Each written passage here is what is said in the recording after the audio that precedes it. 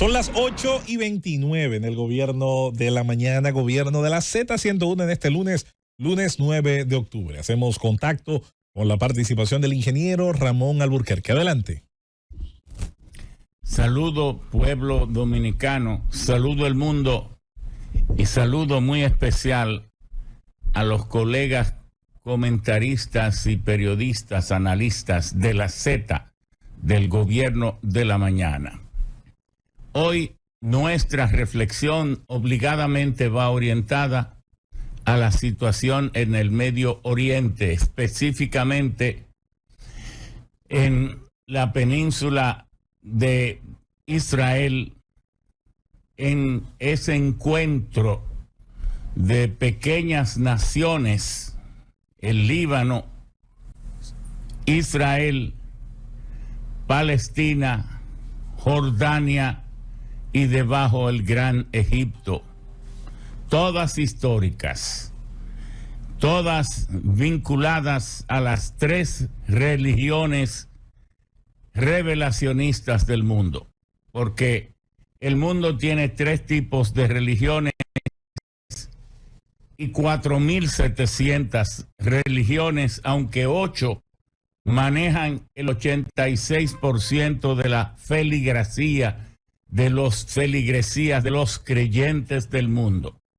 Y esas tres religiones se les llama revelacionistas porque en su nacimiento tienen como origen una revelación. Cuando en la ciudad de Ur o en sus cercanías de aquella cultura sumerias, Dios se le apareció a Abraham y le habló de su tierra prometida, separando a Abraham de su pueblo y lanzándolo a un peregrinaje que lo llevó a Egipto, y luego de Egipto Moisés lo lleva a la tierra de Canaán. La otra revelación es la cristiana, cuando el arcángel San Gabriel le anuncia a la jovencita María: bendita eres entre las mujeres y bendito es el fruto de tu vientre, Jesús. Y de allí se origina el Mesías enviado por Dios para reformar el judaísmo y dar nacimiento al cristianismo, también nacida de una revelación. Y la otra es el Islam, cuando Alá se le apareció a Mahoma en sus peregrinajes eternos como caravanero en el desierto. Ese encuentro de ciudades y de pueblos y de culturas están en conflicto desde el nacimiento de los tiempos, porque una de las virtudes del Dios Jehová en beneficio del pueblo de Israel es guiarlo en las guerras para que no las pierda. Entonces, si usted toma la Biblia, puede contar sobre 30.000 guerras libradas y casi toda ganada por un pueblo que se siente incentivado a guerrear porque tiene un Dios que lo guía. Pero desde aquel año 70, cuando el Imperio Romano destruyó el templo de Salomón y convirtió en diáspora al pueblo de Israel, ellos, el grueso del pueblo de Israel, se esparció por el mundo y había estado ausente de sus tierras amadas. Pero no murió su religión, tampoco su cultura, tampoco la unidad del pueblo hebreo. El 29 de noviembre de 1947, al expirar el mandato de Gran Bretaña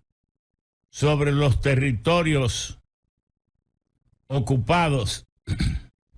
en todo el Medio Oriente, se concibió la idea tras la Segunda Guerra Mundial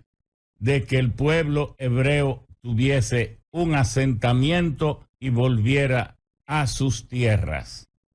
Y así es que las Naciones Unidas aprueba la resolución 181 que toma una porción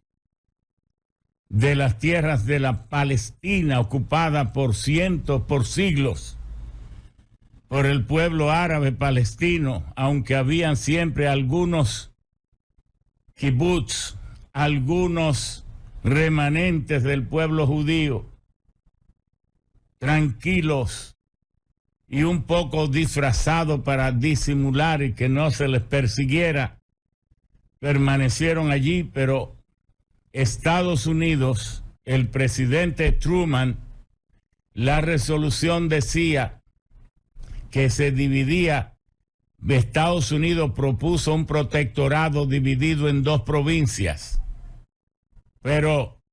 la resolución originaria de las Naciones Unidas lo que proponía era crear un estado con 2 pueblos. Sin embargo, en 1948 el presidente Truman apoyó la idea de que fuera Israel un estado, sin convertir en estado también al pueblo de Palestina, que había sido desalojado para introducir los inmigrantes hebreos, y entonces allí se creó la interinidad que ha sido eterna de los refugios, de los campamentos palestinos, donde pulula el hambre, la criminalidad, la desorganización, el hacinamiento. Y ha sido la realidad que el pueblo de Palestina no ha tenido un estado como lógicamente se supone que debe tener todo pueblo. Con todo esto, bien se conoce que hace 50 años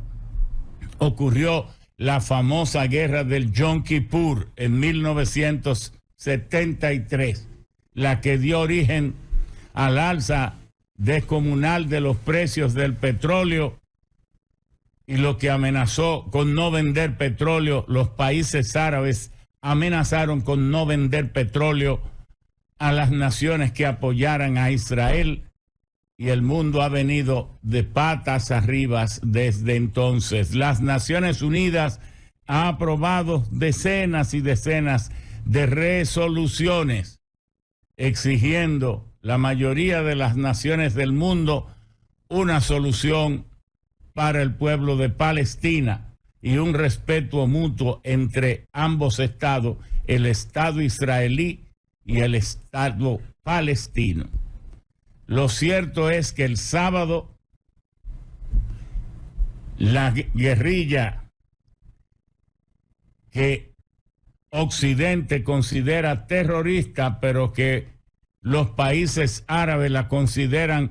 un grupo patriótico que defiende los derechos del pueblo de Palestina, Hamas,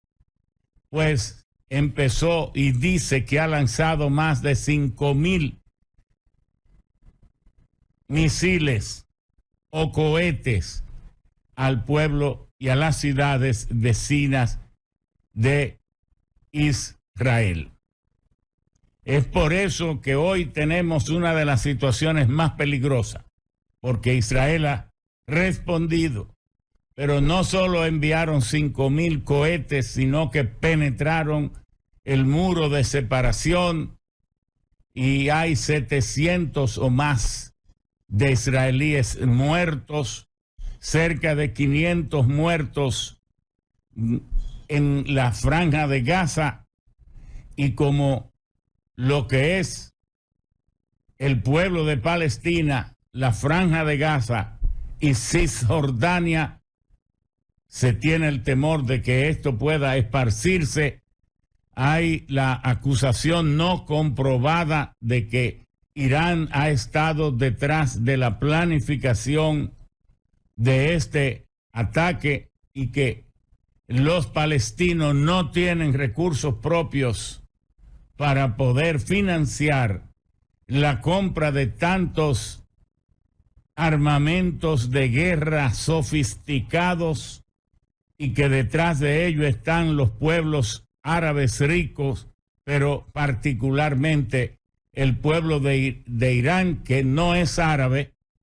es una etnia propia, distinto a los árabes, pero que comparte el credo musulmán, el Islam, y es uno de los pueblos chiitas, que es la parte del Islam que comparte la idea de que el poder en el Estado, los califatos musulmanes, debe emanar de los descendientes de la sangre de Mahoma. Y del otro lado están los sunitas, que como en la Biblia se llama versículos, en el Corán le llaman Zoro, y entonces le llaman sunitas a los que creen que el poder debe dimanar de los mandatos y las guías del Corán.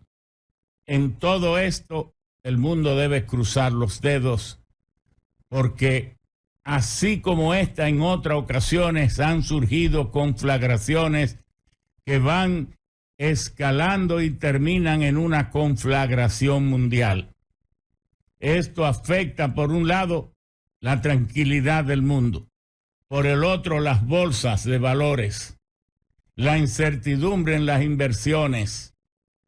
De seguro que subirá los precios del petróleo,